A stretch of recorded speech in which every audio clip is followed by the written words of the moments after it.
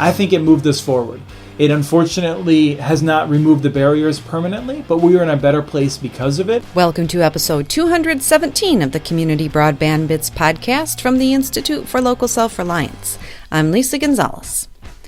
On August 10th, the United States Court of Appeals for the Sixth Circuit filed its opinion in the case of the states of Tennessee and North Carolina versus the FCC. As you probably already know, the case was based on a February 2015 ruling in which the FCC preempted state laws that restricted municipal internet networks. You probably also know that the court found in favor of the states and reversed the FCC's ruling. In this podcast, Chris and I discuss the court's decision and what we think the future holds for communities affected by it. We also discuss next steps and what this ultimately means for the municipal broadband movement and the fight to restore local authority. To read about the decision and the history of the case that was commenced by the cities of Wilson and Chattanooga, check out our stories on muninetworks.org. We've collected the opinions, briefs, and a number of stories as the case unfolded. Here we go. Hey Lisa, welcome back to the office. Hey Chris, glad to be back. What's more terrifying, working with me on a daily basis or the roller coasters of Cedar Point in Ohio? No comment. Well, you came back and we're beyond time where we should talk about the Sixth Circuit decision on the podcast. Yes, it did happen a while ago and we've been licking our wounds. Oh, I mean, it's disappointing. It's not the end of the world. I think we haven't really lost that much. Really, it's bad for North Carolina and Tennessee. I would argue the impact on the rest of the states, it's marginal. I really don't think it's as big of a deal. And I think the most important thing is that we are better off today than we were 18 months ago when the FCC started this, even though we lost at the appeals level, and even though probably no one will be appealing it further. I think the FCC really, helped to encourage more investment by going down this road. Right, and, something has been defined. There has been some boundaries established, and so now we know that will not work. Right. I mean, the FCC went through this incredible comment period, and I think, a number of us were sort of waiting to see from the comments if we were actually going to see substantive good arguments against municipal networks. But we didn't. We basically saw the same 5 to 10 cities being trotted out where it didn't go very well, or where it did go well, frankly, and the industry lies about how it went. We didn't see any really good arguments against it, and the FCC made it very clear in their order that these municipal networks have been a positive force, and that communities should be able to decide them. Now, Lisa, you're the legal beagle, so let's ask you to jump in and tell us a little bit about the decision, because I think the most important thing is that the decision really doesn't say anything about municipal networks except to say very clearly that it accepts the FCC's determination that municipal networks are generally a good thing, they're positive, and if I was to sum it up, you can explain it more in depth. The Sixth Circuit basically said, look, states are doing stupid things by banning these municipal networks, by creating these barriers. That's what the FCC found, and we found no reason to dispute that. But states have the right to do stupid things. Right, and it's not the first time that a decision has come to this. It was basically a question of states' rights versus the federal authority to tell a state what to do. Right, and specifically, I think, an executive agency, right? Right. Because no one doubts that if Congress was very clear, Congress could do this, right. Or if Congress more clearly gave the power to the FCC, right. It could then do it. So this is this whole concept of having a federal government, but still giving states the ability to run themselves, control themselves. This Gregory precedent says that if the federal government is going to decide to control some part of governing, then they have to be very specific about what it is. Right. And there was nothing in statute. Not enough. There is nothing that says that the federal government... There's nothing. Right. There's just not enough. Right. And so that is why the court in this case decided to defer to the states' ability to control this issue. Right. It was not clear that the FCC was given the power by Congress to overrule state law. Right. Right. That's one of the principles that we hold pretty dear here at ILSR. And we actually, the idea of being anti-preemption. Right. So it's bittersweet for us. Well, in this case, we supported preemption to get rid of preemption. Right? That was the odd situation in which we want cities to be able to make up their own minds. And frankly, I would say, I was ragging on the states a little bit for making stupid policy. At the Institute for Local Self-Reliance, I think we generally think cities should have more freedom. And some cities will do dumb things. And that is the price of freedom. So, I think it's a double-edged sword. And it's disappointing, but it's certainly not the end of the world. And I think that I should go back. It's been almost a year since I debated on the Federalist Society podcast. A number of people, including, I believe he goes by Randy May, but he's listed as Randolph May. And he debated us on the Federalist Society. He basically said the decision was going to come down to this, and this is how it would be decided. And he was right. Yeah, snaps to Randy. Right, so he correctly identified that. So let's talk about where we go from here. So the FCC cannot get rid of these laws. North Carolina and Tennessee still have these laws. And we're going to talk a little bit about what would have happened. But first of all, let's look at North Carolina, right? Okay, right, yeah. Let's talk about North Carolina. And I'm curious about Pine Tops and Wilson, but specifically Pine Tops. Because, this is a community that they expanded to this small community that's really has sort of started to blossom since they've had access to green light. Right. So Wilson has this municipal network in North Carolina. It's great, but they cannot go outside their county boundaries without incurring all of these terrible restrictions that the state has passed specifically to stop Wilson from going outside of its county, even though its electric department already serves in 4 other counties. And the FCC really went through this with a fine-tooth comb as to why these really are effectively a barrier to Wilson being able to expand. But during that period where the FCC had struck down the North Carolina law, Wilson went outside of its county to bring service to Pine Tops, this community of 1,700 people, and as we learned today from the New York Times, a manufacturing facility that was built after Wilson brought fiber optics to it to process potatoes. Right. So, I think that they will allow them to continue to provide that service. I think North Carolina would be crazy if they didn't. Yeah, because Pine Tops can argue, look, we're already dependent on it. So by making them stop, they're going to be causing undue harm. Right. Well, and not just that, but I think even if you look at Time Warner Cable, who basically wrote this bill and rammed it through with the help of ALEC and AT&T and a few others, I don't think they would be served by more and more stories talking about how ridiculous it is that Pine Tops has to go back to having really crappy CenturyLink service, right? Because that's the only option. There's no cable in Pine Tops. Pine Tops is stuck with CenturyLink. And even though in the New York Times piece that CenturyLink claims it's doing a good job, I spoke with a resident from Pine Tops. He said the best that is advertised is 10 by 1, and they don't even get that. Right. It's slower than that. Sure.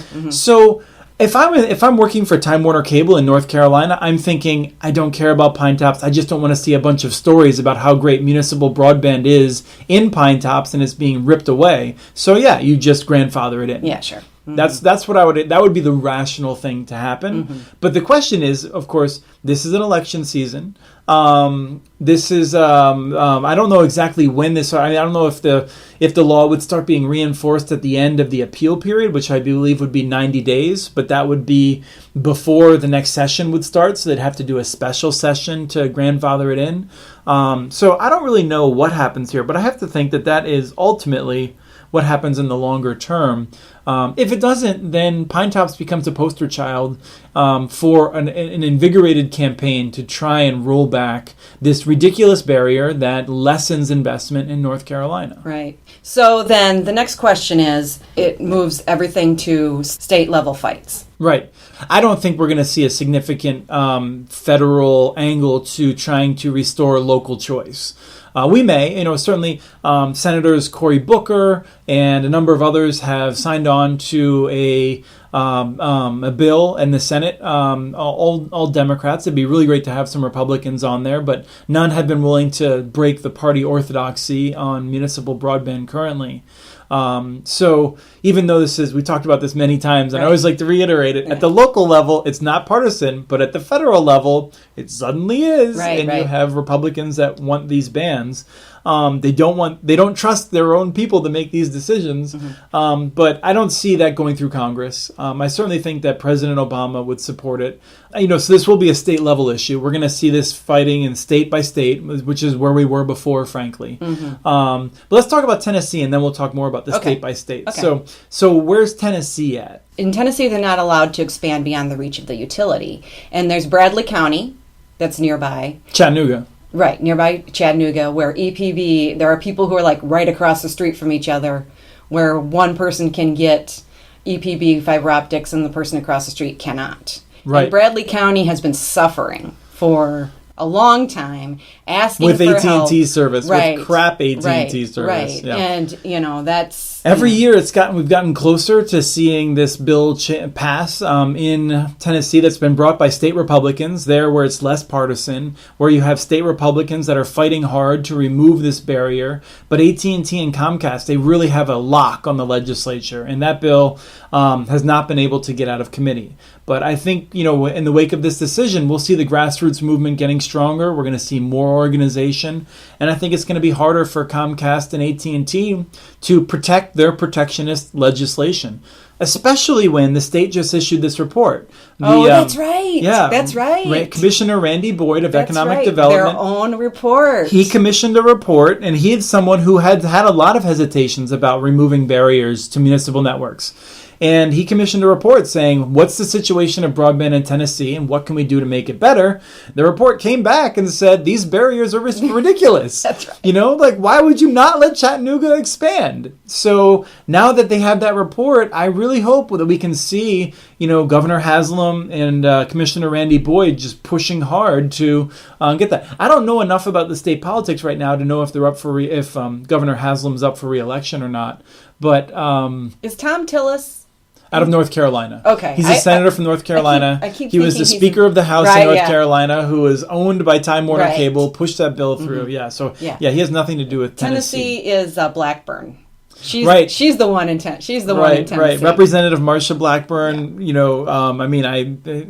She had so much money from the cable and telephone companies, ridiculous amounts of money. Yeah. So, don't even get me started. So, in Tennessee, I think we can expect, and I think I predicted that this year would be the year. I was optimistic. It did not happen, but in 2017, we can hope that Tennessee will remove that barrier on its own, and then the municipal networks will be able to expand. Right, and then you see Colorado. There's so much going on. Sure. Yeah, there's a real challenge there, and I think we'll talk about Colorado coming up when we talk about all these referendum that are going to be happening again on election day. So we'll come back to that and talk about the challenges of changing that law. One of the things I really wanted to bring up is that I think there's this question of what have we lost because we lost that decision. And certainly the FCC cannot go about removing these state barriers now in that way. If the Sixth Circuit had agreed with the FCC, first of all, we would have had to deal with another 12 to 18 months of uncertainty while the cable and telephone companies appeed it to the Supreme Court. Yeah, they certainly would have. Yeah, right. They got the money. So they would have pushed it through there, and then the FCC would not have probably taken action during that period. Which means that we're basically done with the Wheeler FCC. Chairman Wheeler is going to be replaced at some point by the next president. Right now, it seems likely that next president will be Hillary Clinton. So Hillary Clinton is supportive of municipal broadband. Probably the next chair, hopefully, will be. However, it's worth noting that, and I bring this up frequently, the first 4 years of the Obama administration were quite poor at the FCC. Right. So we can't just assume that the FCC, if it's Hillary, will continue in the same way it's been. Chairman Wheeler has been uniquely supportive of municipal broadband and in many ways of other competitive actions to try and encourage competition. So it's not clear that other states would have been able to use this even if North Carolina and Tennessee were. So let's just say in a world in which the FCC certainly has this power under Chairman Wheeler, it's not clear that Colorado or Minnesota or Wisconsin or Texas or Nebraska or any of these other states would be able to then go to the FCC and have the same result. Because many of their barriers were a little bit different. You'd have to go through another process at the FCC, get at least 3 votes. And I don't know that we could have counted on that necessarily in a new administration. So I don't feel like we've necessarily lost a lot. What we've gained is a lot more coverage. There's a lot more press attention about these successes. Oh, that's for sure. About municipal networks. We have this incredible record that the FCC has put together. And I mean, this is one of those things where you can really refer to this as rock solid, because the FCC took everyone's comment, they sifted through them, and they had to look at the evidence, and they concluded that municipal networks are a success in general, that there is a viable strategy for communities to go forth. Now, they didn't say that iProvo was a success, right? And we've talked about how, in fact, the Utah law actually undermined Provo and led to them using a riskier business model than they otherwise would have. Is one of the things that we argued was that these laws are ridiculous because they're actually increasing the risk of taxpayers and local communities rather than decreasing the risk, which is what they claim to be doing. But I think, the point is that we would not necessarily have been able to use this power in future administrations. So I'm not set back. I feel like I'm reinvigorated. I think people are more enthusiastic about changing these barriers at the state level. It's more clear than ever to more people that these barriers are counterproductive. So, True. I mean, it definitely gave us, not just us, but it gave everybody the opportunity to see the data. Yes. And so it's really unfortunate for North Carolina and Tennessee. They're the ones that really suffer the fallout of this Sixth Circuit decision.